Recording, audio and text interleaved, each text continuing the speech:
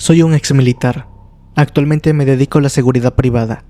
Mi jefe es un empresario que vive en San Pedro, en Nuevo León. La verdad, yo no soy mucho de andar contando las cosas que viví en el ejército, porque sinceramente, la mayoría no son nada agradables, pero mi jefe tiene cierta fijación por escuchar relatos, así de cosas paranormales, y eso, él y yo platicamos poco, porque el señor no tiene mucho tiempo libre, pero siempre que lo hacemos, me cuenta cosas así raras que le han pasado, con fantasmas, brujas y nahuales. Las únicas horas del día en las que no está trabajando es cuando está con sus hijos.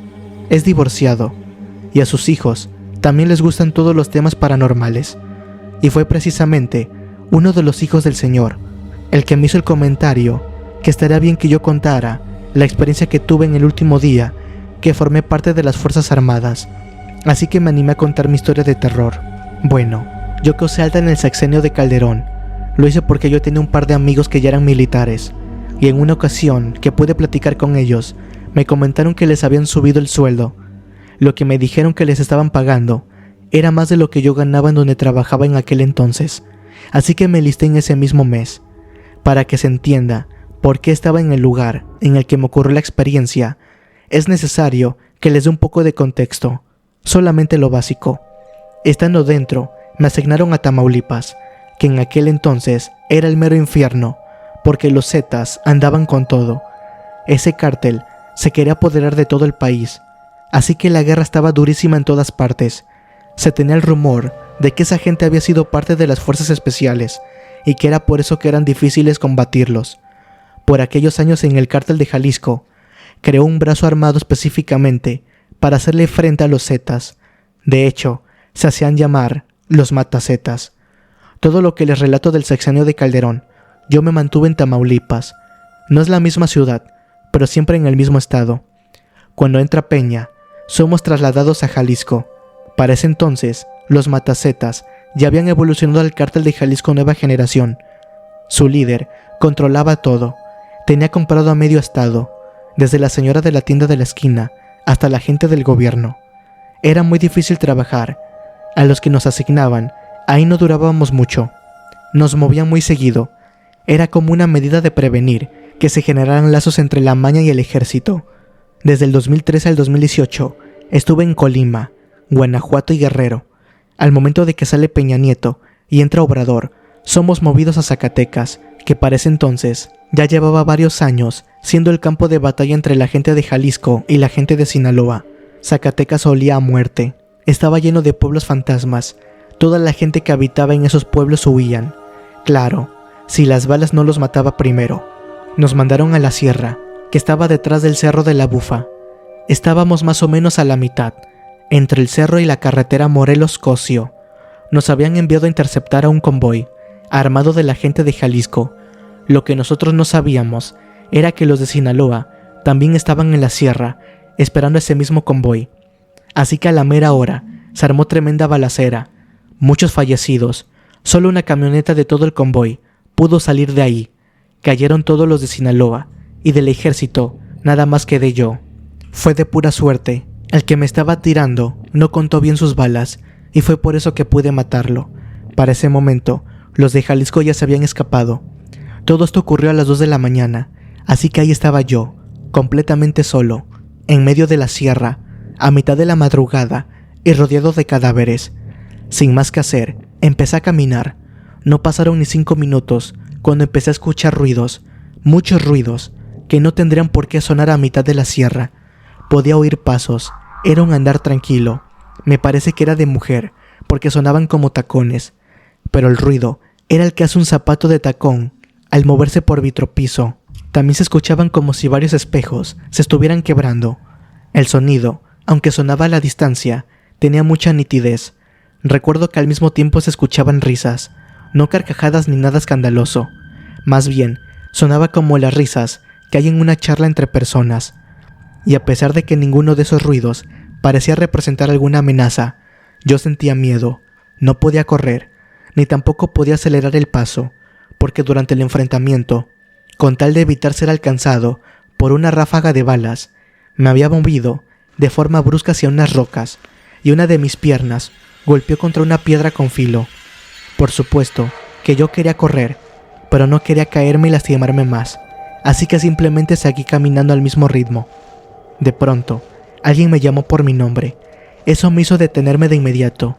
No debería haber nadie ahí, así que no era posible que alguien me estuviera hablando. Me volvieron a llamar por mi nombre. Era la voz de una mujer.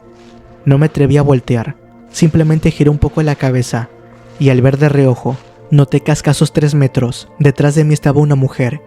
No alcancé a notar ningún detalle en particular, ni rasgos ni vestimenta. Supe que era una mujer por la silueta, solo por eso. Volví la vista al frente y continué caminando. Di unos 20 pasos y volví a mirar de reojo. La mujer estaba a la misma distancia. Me estaba siguiendo, avanzando a la misma velocidad que yo lo hacía. Pero algo en la mujer había cambiado. Ahora sí podía notar un par de rasgos en su rostro. Era oscuro y creo que tenía cuernos. Fue tal la impresión que me llevé, que casi se me corta la respiración. Las piernas me temblaron un poco, pasé saliva y hasta sentí caliente la frente. Me mantuve firme y continué mi camino, sabiendo que esa horrible cosa seguía detrás de mí, temiendo que en cualquier momento pudiera ser atacado. Entonces, otros sonidos comenzaron a sonar. Era el cascabel de una serpiente. Sonaba muy rápido y muy fuerte. Me estaba aturdiendo. El cascabel se le sumaron un montón de lamentos, aullidos y otros sonidos inentendibles. Hasta podía escuchar como si un río corriera bajo mis pies. Creí que iba a enloquecer. La mujer volvió a llamarme por mi nombre. Ya no pude controlar aquella situación y decidí voltear. Nunca he podido sacarme de la mente lo que vi al girarme. Allí estaba la mujer, con ropa celeste, cabello a los hombros, de estatura promedio. Sus rasgos faciales eran inhumanos. Sus ojos tenían una forma casi recta en la parte de arriba. Su frente era prominente y sus pómulos abultados. Tenía la barbilla puntiaguda. Ella era muy delgada, demasiado diría yo. Toda su piel era oscura con manchas más oscuras. Así estaba en pies, brazos, cuello y cara. Estaba descalza. Sus dedos, de pies y manos, estaban torcidos, atrofiados. Además, sus piernas y brazos parecían estar dislocados. Era una criatura horrible. Y sí, tuve la desgracia de alcanzar a ver tantos detalles, que fue lo que el cielo estaba completamente despejado y la luna brillaba con fuerza. Los ojos de aquella cosa eran profundamente negros y su pupila brillaba, igualito que los ojos de un gato o una serpiente. Yo estaba petrificado. Sentí como el tiempo se detuvo. Esperé que el monstruo hiciera cualquier cosa, pero nada pasó. Así que, sin retirar mi vista de la extraña mujer, empecé a dar pasos hacia atrás. Cuando se me ocurrió voltear un poco para cuidar de no tropezar con las rocas, aquella cosa empezaba a avanzar. Se detenía cuando volvía mi mirada hacia ella. Seguía avanzando hasta que la perdí de vista. Entonces me sentí seguro de girarme y empezar a correr. Lo hice hasta llegar a la carretera. No porté el uniforme ni un día más. Me di de baja inmediatamente. Aquello había sido demasiado para mí. El simple hecho de quitarle la vida a una persona es algo que te cambia por dentro. Algo se rompe dentro de ti. Yo ni siquiera recuerdo cuántas personas llegué a matar. Criminales, por supuesto. Pero aún así eran personas. Yo perdí la cuenta después de llegar a los 100. Pero en aquella ocasión, en la sierra de Zacatecas, 6 de los que iban conmigo eran mis amigos, y a todos los vi caer sin vida. Lo que pasó con la horrible mujer, con rasgos de serpiente, fue la gota que derramó el vaso. Cuando me entrevisté con mi jefe, me preguntó cuál había sido la causa de mi baja del ejército, y tuve que contarle esta historia de terror. Al principio no me creyó, pero por suerte, yo tenía suficiente experiencia como para quedarme con el trabajo. Un día cualquiera, varios meses después, el señor me pidió que le contara mi historia de terror a sus hijos. Ahí fue que él por fin me creyó, porque repetí todo exactamente igual, palabra por palabra, tal como se lo había contado a él, que es justo lo que les acabo de relatar.